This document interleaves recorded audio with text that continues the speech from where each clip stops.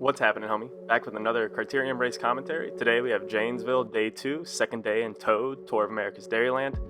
They reversed the course, and they like to set it up where it ends with a killer uphill sprint.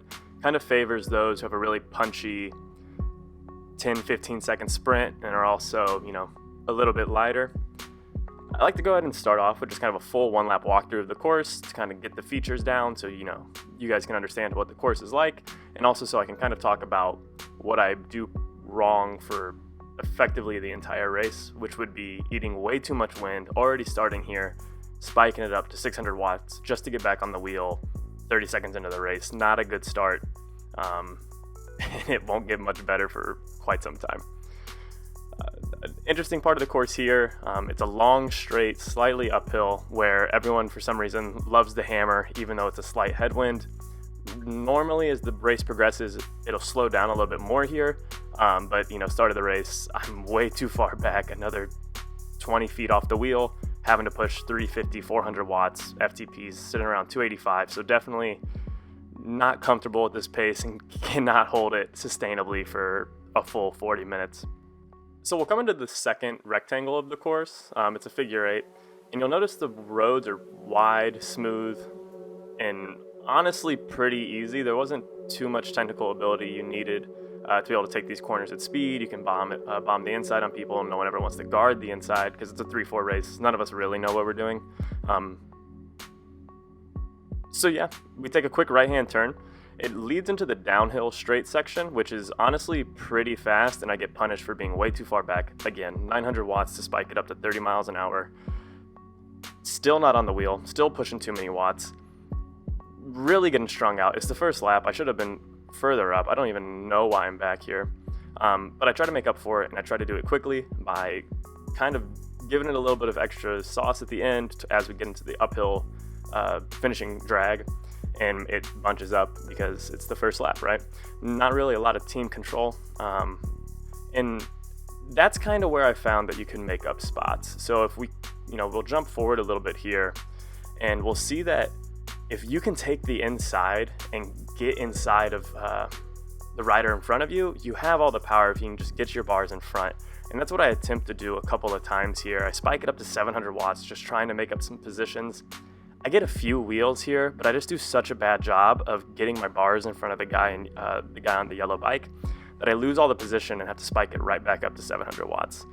And we'll see I try again here, and primarily for some reason I just couldn't get it down. I was watching the guy in yellow do it, and every time the guy on the yellow bike do it, every time, and I just couldn't. For some reason, I think he was just being a little bit more aggressive than I was.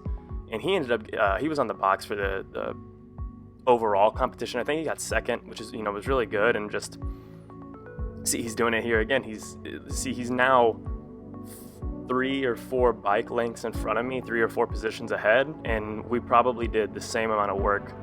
Unfortunately, I can't get it down. And I'm on the front here, again, eating wind for no reason. It's kind of the story of this race. And I just let the guy go. I don't think he's going to make it. Everyone had been chasing everything down all of the day before and yesterday, but I see the guy in the Torchies kit go up, and he had been talking about getting in a breakaway with me actually on the start line, so I decide, okay, maybe I should jump across. And they let me roll away, so that's why I didn't have to put down too much power. 330 watts really wasn't too much. No one wanted to chase. And we ended up getting in a pretty nice rotation here and a pretty decent breakaway. We ended up staying away for about 4 laps.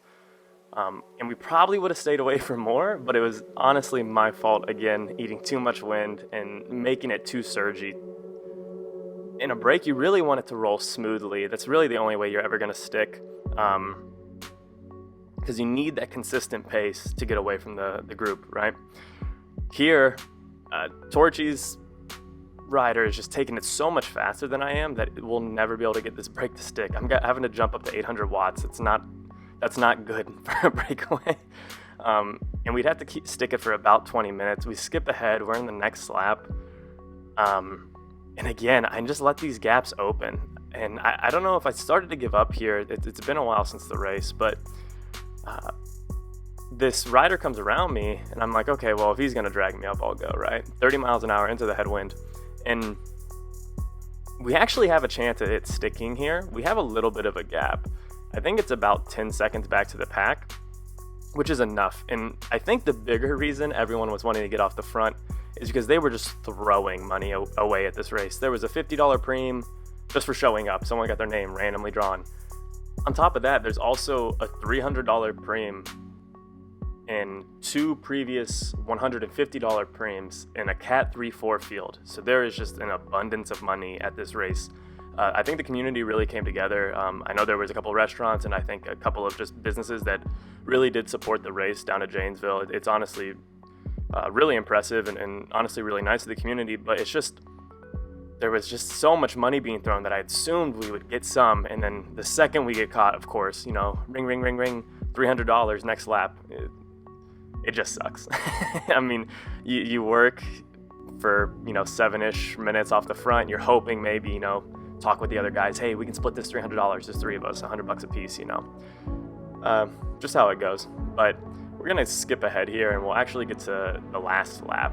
And we'll kind of see where it all goes wrong for me, especially in this next corner. So unfortunately, the power meter was having some issues. I think it was battery related mostly, but I got it all fixed for the next day. We come into this corner pretty hot, and I just get pinched by the Trek bike, and I scraped my pedal on the barrier. I really thought I was gonna go over.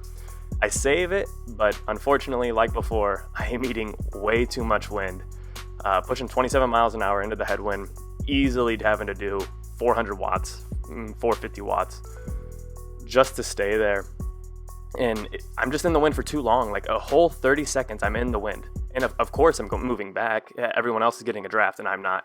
And it's just too much. I end up moving way too far back into these corners. And yes, there's plenty of room to move up, but I just spent so much energy. I'm just trying to catch my breath.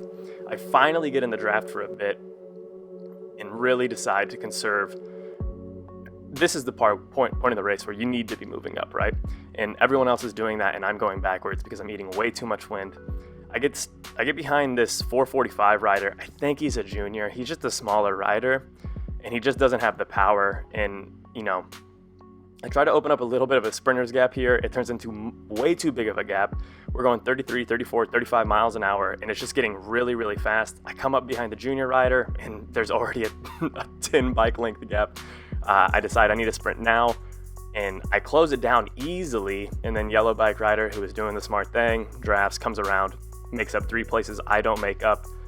Ended up finish 9th on the day, I think. Just a class act in how not to race the final lap of a crit.